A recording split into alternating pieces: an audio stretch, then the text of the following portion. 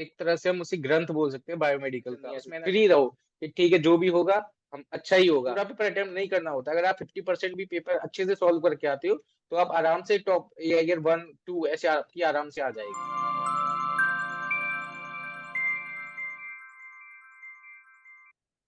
Hello Vikas, congratulations on your remarkable achievement in the GATE 2024 Biomedical Engineering paper. I would like to request you, please introduce yourself and please share your GATE score, marks and rank. Yeah, thank you, sir. Thank you so much. I am Vikas Vasni. I am a final year student at BTech Biomedical Engineering, is Central University of Rajasthan. I This is my second attempt. First attempt I gave in my third year. I secured a rank of 113. Now I secure a rank of 27. Yes, sir. Great. So ये तुम्हारा second attempt था. Yes, sir. This is my second attempt. अरे वाह. So first attempt में तुमने 113 rank achieve किया था and this time it's a double digit rank. Yes, sir. Great great. So आज इस पूरी वीडियो में हम जानेंगे कि तुमने ये जंप लिया तो कैसे लिया, और तुमने लास्ट ईयर भी कोई बुरा रैंक नहीं था, 113 भी फर्स्ट अटेम्प्ट में तुमने 113 लिया, तो वो कैसे लिया, इसमें पूरा इस जर्नी के बारे में इस वीडियो में विस्तार से जानेंगे आज. So my next question is, can you tell जी। Us if GATE is the only option just after BTech, especially in biomedical engineering, or there are a lot of opportunities after BTech for biomedical engineering students? No, actually एक option हमारे पास job का भी रहता है, जो कि हर BTech student चाहता है कि पहले वो सेटल हो जाए, एक फाइनेंशियल स्टेबिलिटी है, जॉब करे। पर बायोमेडिकल इंजीनियरिंग में अगर हम देखें तो जॉब एज सच इतना कुछ है नहीं, हाई पेइंग जॉब है नहीं। तो अगर हाईएस्ट पैकेज मेरा भी बताऊं तो मेरा as as such 4 to 5 lakh PPO था मेरे पास जहां मैंने इंटर्नशिप की थी। फिर मैंने डिसाइड किया कि एक बार गेट का एग्जाम दे के देखते हैं। तो मैंने एमटेक करने का सोचा और मैंने गेट क्लियर किया। अब मैं एमटेक ज्वाइन करूंगा। और और वो थोड़ा मुझे ज्यादा सही ऑप्शन लगा, क्योंकि 2 साल में थोड़ा अगर कर लेते हैं कहीं से अच्छा तो कर सकते हैं मतलब कुछ। ओके. सो अभी जब तुम गेट का प्रिपरेशन कर रहे थे तो तुम इंटर्नशिप भी रेगुलर रख रखे थे तुम्हारी, जैसा तुमने अभी बताया. एक्चुअली मेरी इंटर्नशिप 2 महीने की थी, मई 2023 और जून 2023। उसके बाद मेरा फ्री था और मैंने ऐसे 4 से 5 महीने गेट की तैयारी की है। सो गेट को चूज करने का कोई स्पेसिफिक रीजन, क्योंकि तुम और भी सारे करियर ऑप्शंस होते हैं बीटेक के बाद, या तो कोई गेट ही एक जी। स्पेसिफिक वर्जन, एमटेक तो करना होता ही है गेट के बाद, बट एमटेक करने का भी कोई स्पेसिफिक रीजन, क्या बिल्कुल अपॉर्चुनिटीज खत्म हो गई हैं साइड में? नहीं, एक्चुअली जो बायोमेडिकल इंजीनियरिंग है ना, ये काफी इंटरेस्टिंग ब्रांच है। इसको आप जितना ज्यादा पढ़ोगे उतना ही ज्यादा इंटरेस्ट आता है, उतना ही डीप में आप जाओगी। तो मैंने बीटेक किया, मुझे काफी अच्छा लगा। फिर मैंने सोचा थोड़ा ऐसे और डीप में पढ़ते हैं, तो मेरे पास एक ऑप्शन था एमटेक का।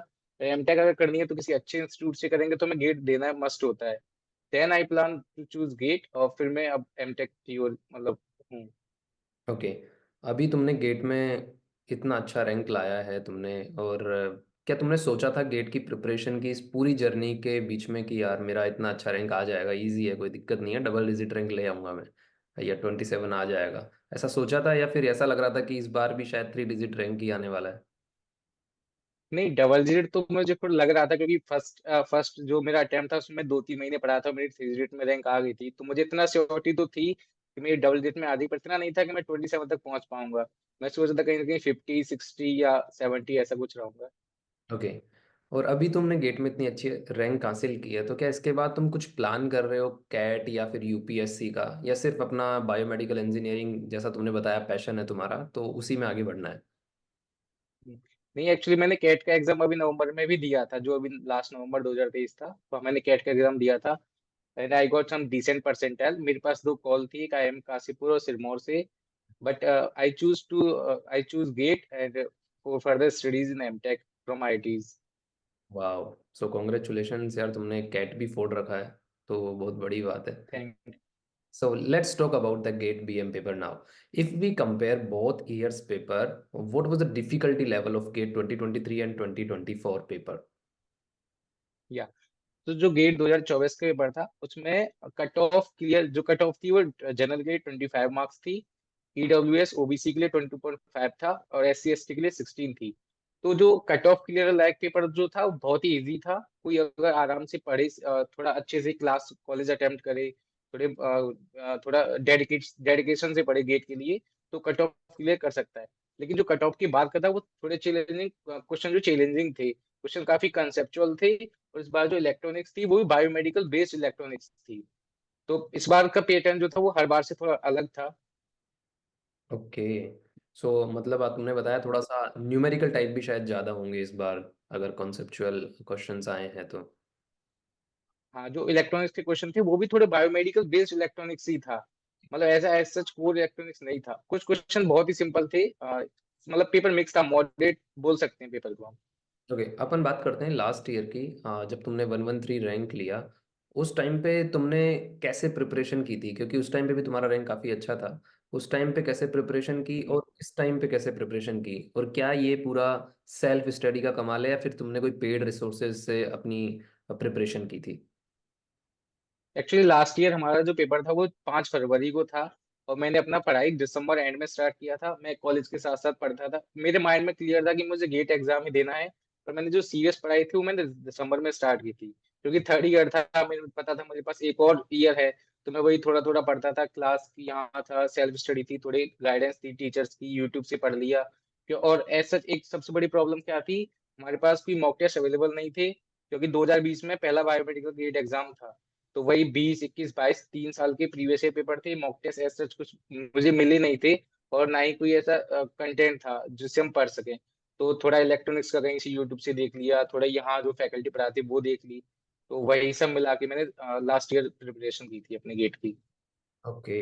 सो हम जानना चाहेंगे कि जैसा तुम बता रहे हो रिसोर्सेज काफ़ी कम है, तो क्योंकि ऑडियंस साइज भी काफ़ी कम है, तो कोई भी कंपनी अपना हाँ उतारने से पहले ऑडियंस साइज देखती है। अगर ऑडियंस नहीं है तो सीधी बात है, जी। बिजनेस नहीं होगा तो कोई भी कंपनी उसमें नहीं सोचती है। So, काफ़ी कम ऑडियंस साइज है बायोमेडिकल इंजीनियरिंग का। हमने भी रिसर्च किया था इसके बारे में, हमने भी सोचा था लॉन्च करने के लिए। बट इस ईयर हम भी लॉन्च करेंगे बायोमेडिकल इंजीनियरिंग की test series. So students can take it on findmytest.com। हमारे व्हाट्सएप सपोर्ट चैट पे भी आप क्वेरी भेज सकते हो फ्री गाइडेंस के लिए, किसी भी जी गेम पेपर के, अगर आप स्टूडेंट हैं। So 9509939058 is our WhatsApp number. My next question is from you Vikas. Which books did you follow for GATE preparation? Please name some very important must या read for GATE biomedical engineering. For anatomy I suggest books Tortora. वो एक तरह से हम उसे ग्रंथ बोल सकते हैं बायोमेडिकल का। उसमें एनाटॉमी से कुछ, मतलब आप अगर एनाटॉमी अच्छे से पढ़ते हो तो वो सिंपल सीधा वहीं से क्वेश्चन मोस्टली आते हैं। एक RS खानपुर बुक है उसके इंस्ट्रूमेंटेशन के लिए और ऐसे में बुक्स है। एप्टीट्यूड तो सबका कॉमन होता है, मैथ भी कॉमन है। तो 28 मार्क्स आपके मैथ और एप्टीट्यूड से हो जाते हैं, बच्चे 72 मार्क्स। उसमें आपको एनाटॉमी के लिए टोरेटो सबसे बेस्ट बुक है मेरे हिसाब से, जो मैं पर्सनली फॉलो की थी। उसके बाद RS खानपुर है इंस्ट्रूमेंटेशन के लिए। इलेक्ट्रॉनिक्स के लिए जो इलेक्ट्रॉनिक्स की बुक है वो आप फॉलो कर सकते हैं। ओके। जैसा कि तुमने बताया कि एक बुक जो स्टूडेंट ने सुन लिया होगा नाम, वो ग्रंथ बताया है विकास ने, तो वो बुक तो तुम्हें पढ़नी ही पढ़नी है। सो जी sir. Okay. many students want to prepare for GATE by self study. So what do you wanna suggest to them? कैसे वो पढ़ें? पूरा डेली क्या रूटीन रहना चाहिए उनका? कितने घंटे डेली उनको पढ़ना ही पड़ेगा to crack the GATE like you? देखो, टू बी पर्सनल, मेरे हिसाब से क्वांटिटी से ज्यादा में क्वालिटी पे फोकस करना चाहिए। हम जो भी पढ़े कम पढ़े, पर हम अच्छे से पढ़ें। हमें ध्यान रहे कि हम गेट एग्जाम की तैयारी कर रहे हैं, तो हम उसी हिसाब से पढ़ें। हम सिलेबस को पहले अच्छे से एनालाइज करें, जो प्रीवियस क्वेश्चन उसे अच्छे से एनालाइज करें, कैसे क्वेश्चन पूछे जा रहे हैं, कहाँ कितने डेप्थ तक क्वेश्चन पूछे हैं, हम उतनी डेप्थ तक पढ़ें। हम जो नेसेसरी चीजें उन्हें पढ़ें और अच्छे से पढ़ें। तो मैं नहीं मानता कि कोई 3 से 4 महीने भी अच्छे से पढ़ता है, डेडिकेशन के साथ मॉक टेस्ट वगैरह देता है, प्रीवियस क्वेश्चन सॉल्व करता है, तो आराम से अच्छी खासी रैंक ला सकता है। Great. What are some important topics that GATE aspirants should especially focus on to crack GATE like you, Vikas? या तो सबसे पहले तो एप्टीट्यूड मस्ट होता है। एप्टीट्यूड आप कर लीजिए, 28 मार्क्स। मैथमेटिक्स बहुत सिंपल, आराम से कर लीजिए, 28 मार्क्स आपकी फिक्स हो गए। कट ऑफ आपकी निकल जाएगी, 25 कट ऑफ जाती है।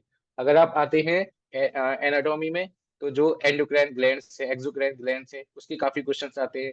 ईसीजी ईसीजी के क्वेश्चंस आते हैं, कुछ ईजी के क्वेश्चंस आते हैं, एम्पलीफायर है, ओपैम क्वेश्चन आते हैं, है ना। और मैथमेटिक्स में आइगन वैल्यू, आइगन वेक्टर्स, इनसे क्वेश्चन आते हैं। तो कुछ टॉपिक जो है वो हैं, हर साल के उनसे क्वेश्चन पूछे जाएंगे जिनसे आप अच्छा खासा स्कोर कर सकते हो। तो वो आपको आइडेंटिफाई खुद करने पड़ेंगे प्रीवियस क्वेश्चन को एनालाइज करके कि अच्छा ये टॉपिक से हर बार पूछे जा रहे हैं। और उनसे क्वेश्चन ऐसे भी नहीं बहुत ज्यादा हाई लेवल के पूछे जाते हैं, क्वेश्चन ठीक ठाक होते हैं, आप आराम से कर सकते हो अगर आप अच्छे से पढ़ोगे तो। ठीक है, विकास ने बताया, काफ़ी अच्छी चीज़ बताई कि अगर अच्छे से क्रैक करना है तो विकास ने जो टॉपिक्स बताए उनको आप अच्छे से पढ़िए। और जो स्टूडेंट सिर्फ क्वालिफाई करना चाहते हैं, जिनको सिर्फ गेट क्रैक नहीं करना, सिर्फ क्वालिफाई करना है एमटेक के लिए किसी भी कॉलेज से, चाहे वो एमटेक करना चाहते हैं, सो विकास ने भी बताया एप्टीट्यूड एंड इंजीनियरिंग मैथमेटिक्स, इस पे अच्छा कमांड रख लोगे तो कट ऑफ तो यूं ही आपका निकलने वाला है।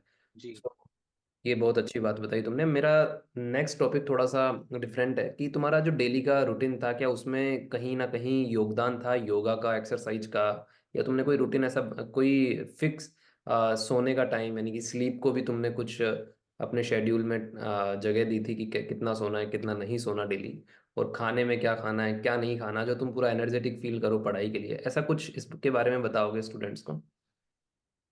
देखो स्लीप तो मस्ट है, कम से कम 8 से 9 घंटे की स्लीप लेनी चाहिए। और मैं इंजीनियरिंग स्टूडेंट हूँ तो कभी कभी हमारी कमी हो जाती है क्योंकि हमारे यहाँ extra curricular end semester exam है, मिड सेमेस्टर प्रोजेक्ट है।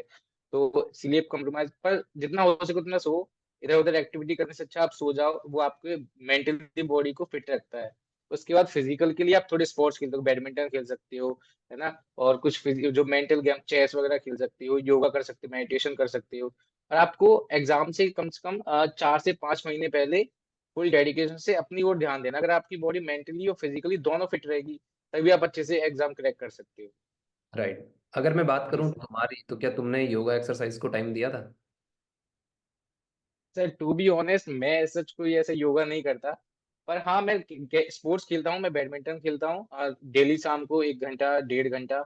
और मैं अच्छी स्लीप लेता हूँ या। और बात करें सोशल मीडिया की, तो क्या तुम सोशल मीडिया पे एक्टिव थे इस गेट जर्नी के दौरान, या फोन को दूर हाँ रख? सर मैं सोशल मीडिया पे नहीं नहीं मैं सोशल मीडिया पे एक्टिव था, पर मैं लिमिट में चलाता हूँ। 2 मिनट देख लिया, 5 मिनट देख लिया, मैं ज्यादा एक्टिव नहीं रहता इंस्टाग्राम वगैरह पे।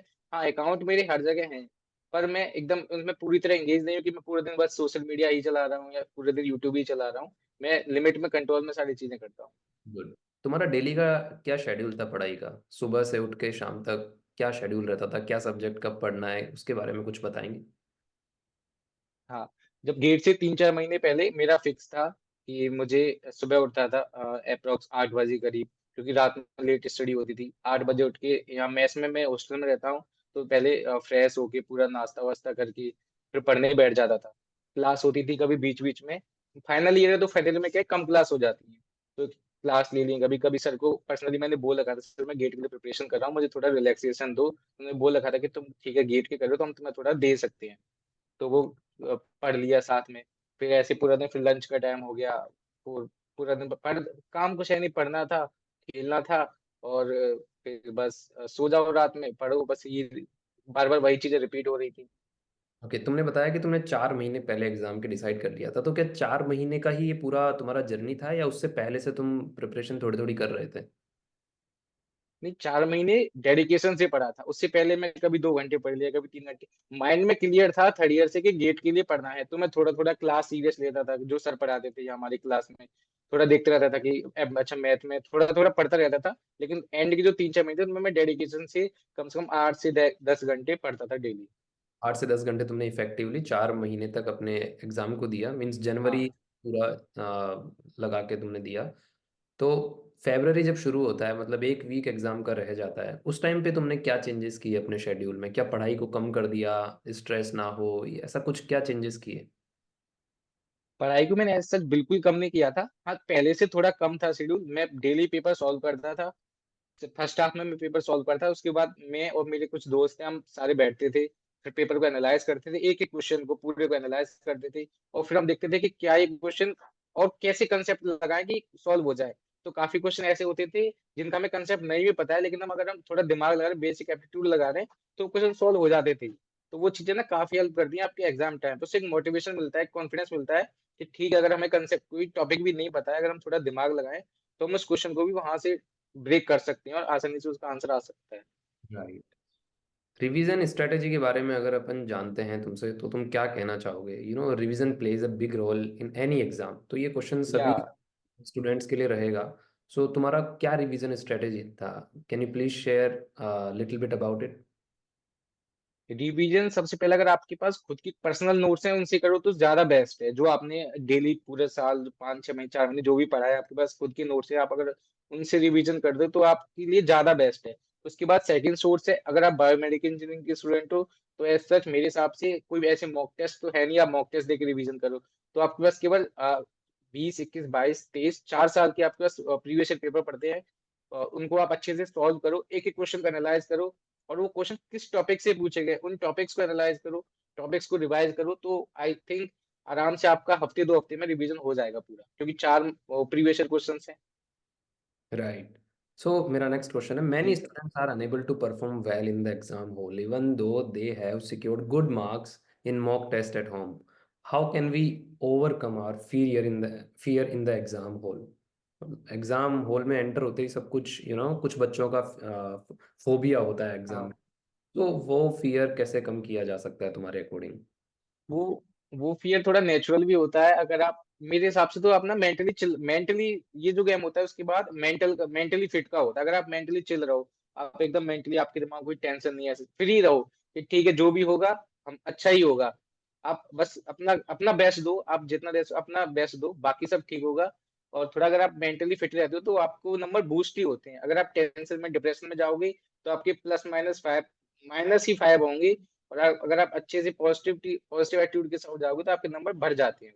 राइट। और अगर पेपर दे रहे हैं विकास और अपने को पहला क्वेश्चन ही अगर नहीं आ रहा है, उस टाइम पे अपना कामनेस को कैसे कंट्रोल करें, या फिर क्या स्ट्रेटेजी होनी चाहिए एग्जाम में क्वेश्चंस अटेम्प्ट करने की? देखो मेरे हिसाब से ना, एक सब मोस्टली क्या होता है, लोगों में एटीट्यूड होता है कि हम, मोस्टली जो पढ़ने वाले लोग होते हैं कि अगर ये हम तो सारे क्वेश्चन करेंगे। अगर आप कॉम्पिटिटिव एग्जाम की तैयारी कर रहे हो तो आपको सारे क्वेश्चन नहीं अटेम्प्ट करने होते हैं, ये पहली बात। आपको सिलेक्टिव क्वेश्चन करने होते हैं।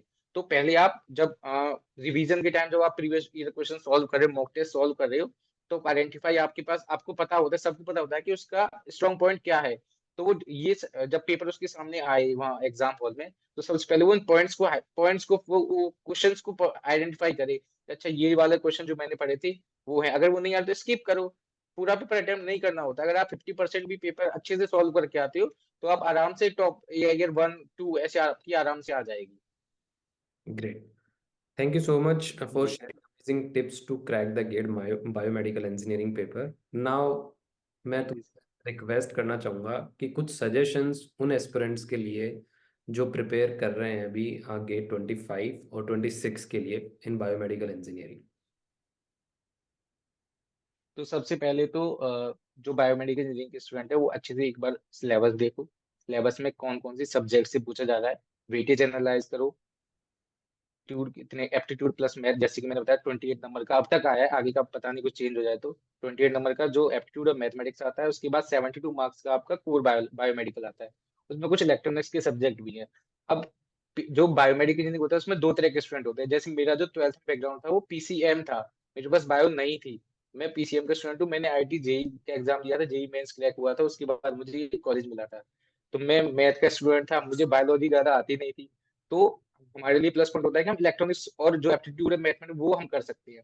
अगर हम इतना भी करते हैं और 4 साल में थोड़ी बहुत तो बायोलॉजी पढ़ ही सकते हैं ना, एनाटॉमी कर लो थोड़ी सी।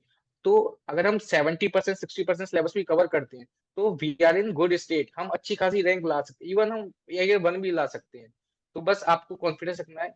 जो आपकी प्लस पॉइंट्स है, जो आपकी सब्जेक्ट अच्छी है, आप उन्हें अपने पास रखो कि ठीक है मेरी इलेक्ट्रॉनिक्स स्ट्रॉन्ग है तो मैं इलेक्ट्रॉनिक्स करूंगा, मैं मैथमेटिक्स करूंगा, मैं एप्टीट्यूड कर सकता हूँ, मेरी बायो की कुछ इंस्ट्रूमेंटेशन अच्छा है तो मैं इंस्ट्रूमेंटेशन। तो आपको आइडेंटिफाई करनी पड़ेगी, प्रीवियस ईयर क्वेश्चन देखो, पैटर्न क्या फॉलो हो रहा है, उस हिसाब से आप अपना वो तैयारी करो तो आप अच्छी खासी रैंक आराम से ला सकते हैं।